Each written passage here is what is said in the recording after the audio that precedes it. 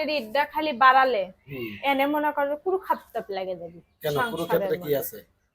বিয়ে করছো, শখই যদি পূর্ণ না করতে পারো, স্বপ্নই যদি পূর্ণ না করতে পারো, তাহলে কিসের স্বামী হলা তুমি? আর কত সুখ আর কত স্বপ্নের বাকি আছে। এই রাজপ্রাসাদের আমার দরকার নেই, যেখানে আমার ছোটখাটো ইচ্ছার কোনো মূল্য নাই। হ্যাঁ, আমি দরকার হলে ঈদের পরে, কুরবানি ঈদের পরে গরু কাটতে মাটতে থুইয়ে যামুগা, যে গার্মেন্টসে চাকরি নিমু, একটা পকেট রুম ভাড়া নিমু, নিজের শখ নিজের চাহিদা পূর্ণ করবো। নিজের কাছে টেয়া না থাকলে কেউ গাড়ু না। হ্যাঁ, বুঝো নাই? তাই তো। তাই তো, কি লজ্জা করে না? তাই তো, কথার লগে কথা মিলাও।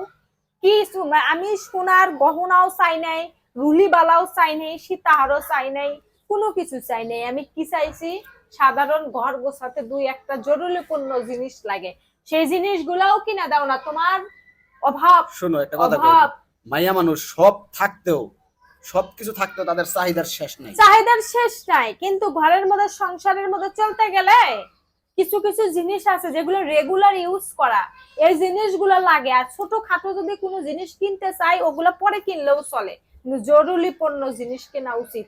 আমার যেহেতু এগুলো হচ্ছেই না, আমি এন থেকে মনে করো আমার এই রাজপ্রাসাদ ছাড়ে আমি ভাড়া বাসায় যাবো, ভাড়া বাসায় ছোট পুরো একটা ঘর নেবো, পকেট রুম নিয়ে গার্মেন্টসের সুতো কাটার চাকরি করি করে, তাও নিজের ঘরের মধ্যে নিজের কিছু জরুরি যেগুলো জিনিস চাইলেই টাকা বের করবো, কিনতে পারো। ভিক্ষে চাওয়া লাগবো না স্বামীর কাছে, এমনি করে ভিক্ষা।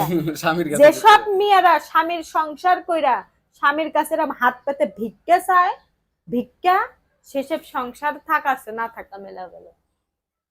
মানুষের কাছে ভিক্ষা চাইলে মানাই, যে নাই আমি হচ্ছে ভিক্ষা চাইলাম, আমাকে ভিক্ষা দিল, জামাই তো এই উচ্চারণটা বারবার করো না তো। হইছে কি?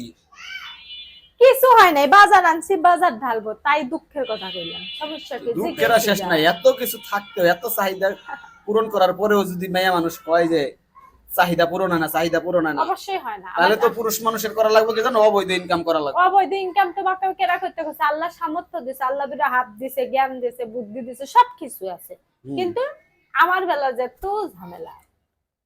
আজকাল এই যে সরকারি চাকরি কও, বড় বড় চাকরি কও, অফিস আদালতে কও, এই মানুষগুলা মানে পুরুষ মানুষগুলা ধ্বংস হয়ে কেল লেগে, তাকে ক্যারিয়ার নষ্ট হয়ে কেল লেগে জানো?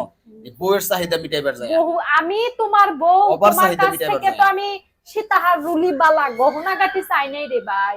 কি চাই তুমি তো সেটা জানো, সামথিং বিষয়।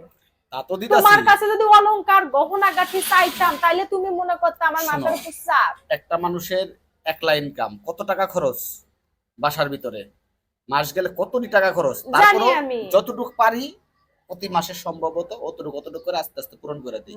ওই রিকশাওয়ালার ঘরে তো আছে, ধীরে ধীরে হবে, আস্তে আস্তে হবে। এত তাড়াহুড়ার কোনো কিছু না। তাড়াহুড়ার কিছু না থাকলো তোমার কাছে, তাছাড়াও রাইজে রাখবি খেতরা পাইতে পাইতে চাইতে চাইতে আমার যতটুকু সামর্থ্য আছে, যতটুকু দেওয়ার আছে, আমি অতটুকুই দেই। তুমি যাই কর, যখন ওই জিনিসটার শখ মিটে যায়, যাতে শরম করে, সেই জিনিসের কথা আমি কিন্তু কই না, কিন্তু সিট মিট খারাপ হয়ে গেলে বেডি মানুষের চাহিদা মিটে না।